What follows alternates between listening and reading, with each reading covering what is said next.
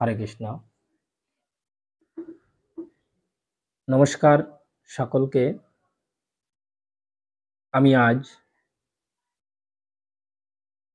শ্রীমদ্ ভাগবতের গীতার 12 অধ্যায় 18 ও 19 নং শ্লোক সম্পর্কে আলোচনা করব। আমার প্রাণগোবিন্দ গীতার 18 নং শ্লোকে বলছে, সম ক্ষত্রিয় চ মিত্রে চ তথা মান অপমানয় শীত উষ্ণ সুখ দুঃখেষু সম সঙ্গ বিবর্জিত। 19 নং শ্লোকে বলছে, তুল্য নিন্দা স্তুতি মৌনী সন্তুষ্ট যেন কেনচিৎ অনিকেত স্থিরমতি বুদ্ধিমান মেয়ে প্রিয় নর। আমরা এখানে ভগবান কিভাবে বলছেন দেখেন। আমাদের কিছু কিছু বিষয় আছে যেরকম আমরা অতি রঞ্জিত, মানে অনেক সাধুগুরু আছেন, আমাদের গুরুজন আছেন, অনেক জ্ঞানীজন আছেন যারা আমাদের অদক্ষ অশিক্ষিত মানুষদের কিভাবে মানে তাদের চালিত করে, বিভিন্ন রকমের কথা বলে, ধর্মের বিভিন্ন ব্যাখ্যা দিয়ে তাদের বিভিন্নভাবে বোঝানোর চেষ্টা করে। আসলে একটা মানুষ জন্মমাত্রই তার ভালো আর মন্দ, উঁচু নিচু, সাদা কালো, আলো অন্ধকার, এগুলো কিন্তু তাকে ব্যাখ্যা করে বোঝানোর খুব বেশি দরকার হয় না।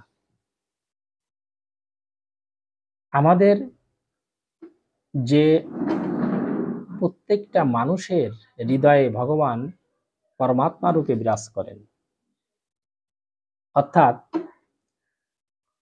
ভগবান এখানে বলছেন যে আমি তোমার ভিতরে, প্রত্যেকটা জীবের ভিতরে অবস্থান করি। এখন আমাকে যদি ভালো মন্দ অতটা মানে বোঝানোর দরকার নেই, আমি নিজের থেকেই বুঝতে পারি যে এই কাজটা ভালো কি ওই কাজটা মন্দ। আপনি যখন একটা কাজ করতে যাবেন, আপনার বিবেকে আপনাকে সাড়া দেবে যদি সেটা খারাপ হয়। এখানে ভগবান গীতাতে যেভাবে সুন্দর করে বুঝিয়ে দিয়েছেন, আমাদের অন্য কোথাও যাওয়ার দরকার নাই। আপনি এখানে বলছে দেখেন, যিনি শত্রু ও মিত্রের প্রতি সমবুদ্ধি, মানে সমান বুদ্ধি, কি শত্রু এবং মিত্র, বন্ধু এবং শত্রু। আমি যদি শত্রুকে শত্রু মনে করে সব সময় তার প্রতি খারাপ মনোভাব নিয়ে ঘুরি, তাহলে শত্রু থেকে আপনি বেশি ধ্বংসিত হবেন, আপনি বেশি ক্ষতিগ্রস্ত হবেন, আপনার বেশি ক্ষতি হবে শত্রুর থেকেও। আপনার দরকার নেই, আপনি তাকে বন্ধুভাবে গ্রহণ করেন, দেখবেন আপনি অনেক সুখ অনুভব করছেন। যিনি সম্মানে ও অপমানে, শীত ও গরমে, সুখ ও দুঃখে এবং নিন্দা ও স্তুতিতে সমভাবাসম্পন্ন, যিনি কুসঙ্গ বর্জিত, দেখেন সংযত বাক, যৎকিঞ্চিত লাভে সন্তুষ্ট, গৃহাশক্তি শূন্য, এবং যিনি স্থির বুদ্ধি ও আমার প্রেমময় সেবায় যুক্ত, তিনি আমার প্রিয় ভক্ত। এই কথাগুলো আপনাকে জানবার জন্য বেদ, পুরাণ, উপনিষদ পাঠ করবার দরকার নাই। আপনি ছোট্ট একটা গীতা কিনে নেবেন, এই গীতাতে সুন্দর করে বলা আছে কে আপনার প্রিয়, কে ঈশ্বরের ভক্ত, কি করা আপনার কর্তব্য, কোনটি করা কর্তব্য নয়। এর জন্য আপনাকে ধ্যান জ্ঞানে বসে হাজার হাজার বছর তপস্যা করবার দরকার নাই। আপনি দেখেন কি বলছে এখানে, কত সুন্দর করে বলছে, ভক্ত সর্বদাই সব রকম অসৎ সঙ্গ থেকে মুক্ত থাকেন, অসৎ সঙ্গে যাওয়া যাবে না, এটা তো সবাই জানে। তাই আমি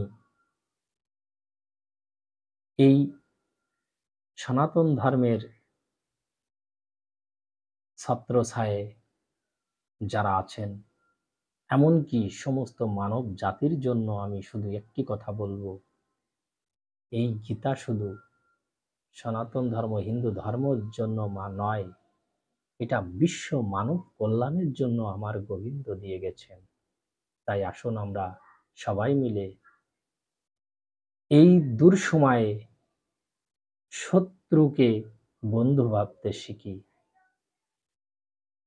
আমরা সম্মানে ও অপমানে যেন কখনো বিচলিত না হই। আমরা অধিক লাভের আশায় জীবনটাকে যেন কুপথে না নিয়ে যাই। স্থির বুদ্ধি দিয়ে আমি ভগবানকে স্মরণ করি, তার সেবা করি। অবশ্যই প্রাণ গোবিন্দ আমাকে মুক্তি দেবেন, সুন্দর রাখবেন, ভালো রাখবেন। নমস্কার সকলকে।